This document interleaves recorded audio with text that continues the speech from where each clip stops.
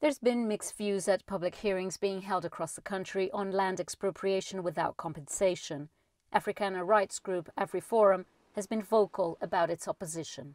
We are very concerned about expropriation without compensation because we think it endangers the economy of South Africa and that a process like that will not benefit anybody in the country. We feel if the principle of private ownership is not protected, your economy will definitely suffer.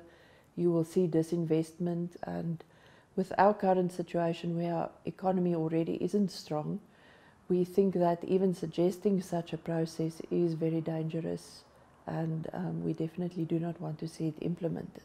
AfriForum wants government to continue with its willing buyer, willing selling approach. But the process has been slow and black people own just 4% of land in South Africa. It is important to see that there is an equitable ownership of resources, and societies feel that everybody is being treated equally, and the same principle applies to land. When you see a minority of people owning vast amounts of land, that politically and sociologically and psychologically makes societies unstable.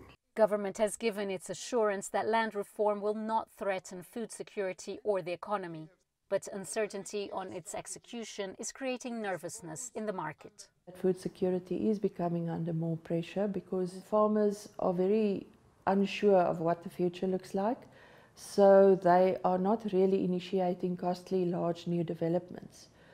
If you're a fruit farmer, you have to replace some of your trees regularly. But that means that you will plant trees now that will only be productive in a number of years. However, South Africa has signed up to international treaties which protects investments.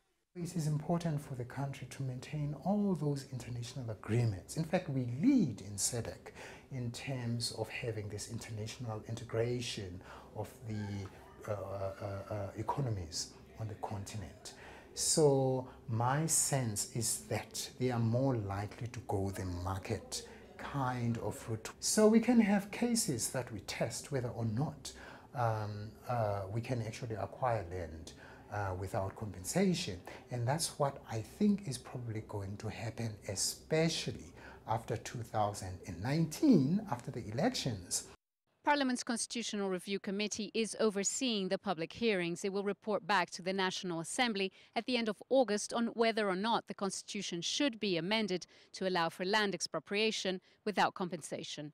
Scheier, CGTN, Johannesburg, South Africa.